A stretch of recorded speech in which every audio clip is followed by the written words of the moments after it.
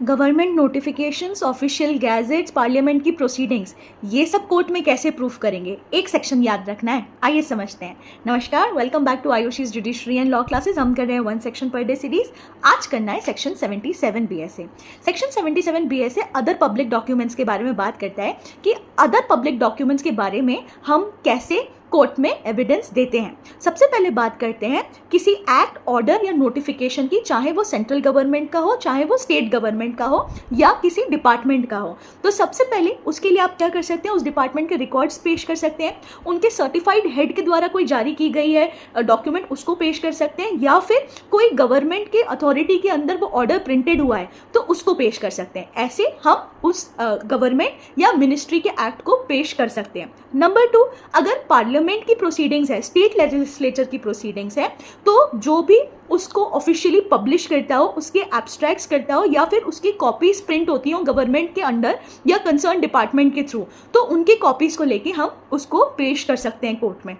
Number 3, lieutenant governor, governor, president, इनके द्वारा कोई प्रोक्लेमेशन या ऑर्डर किया गया है किसी भी स्टेट, यूनियन टेरिटरी के संबंध में, तो उनकी कॉपीज या उनके एक्सट्रैक्ट्स जो कि ऑफिशियल गजेट में पब्लिश्ड हुए हैं, उसकी कॉपी लगा के हम पेश कर सकते हैं।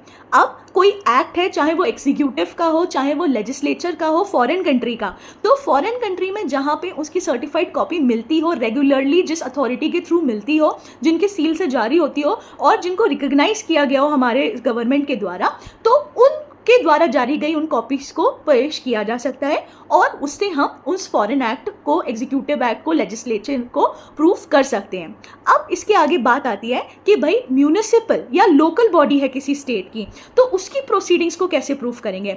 तो वहाँ के अगर लीगल कीपर ने कोई रिकॉर्ड लिया है तो उसकी प्रिंटेड बुक हो या उसकी सर्टिफाइड कॉपी प्राप्त कर लिया, तो अगर कोई बुक पब्लिश होती हो किसी अथॉरिटी के अंडर, लीगल स्टेट या गवर्नमेंट अथॉरिटी के अंडर, या फिर उसका एक प्रॉपर रिकॉर्ड मेंटेन होता हो जिसकी हम सर्टिफाइड कॉपी प्राप्त कर लें, तो उससे हम इसको प्रूफ कर सकते हैं कोर्ट में। फाइनली बात आती है पब्लिक डॉक्यूमेंट्स के बारे में जो कि अदर क्लासेस में हो और वो फॉरेन कंट्री से रिलेटेड हो, तो हम उनके लीगल कीपर से तो उसका एक्सट्रैक्ट प्राप्त कर सकते हैं, लेकिन उसके साथ साथ सर्टिफिकेशन ज़रूरी है। किसका? चाहे वो इंडियन नोटरी का हो, डिप्लोमेटिक एजेंट का हो, इंडियन काउंसिल का हो, या फिर ऐसे किसी ऑफिसर का हो जिसको सेंट्रल गवर्नमेंट ने ऑथराइज किया हो, जो ये बोल सके कि हाँ ये इसकी उस फॉरेन कंट्री के एक्ट का ड्यू कॉपी है और इसके में जो अथॉरिटी है, जो कैपेसिटी है, जो कंटेंट्स है, वो ड्यूली वेरीफाइड है। तो ये कुछ कैटेगरीज हमें देखने के लिए मिलती हैं सेक्शन 77 में, जहाँ पे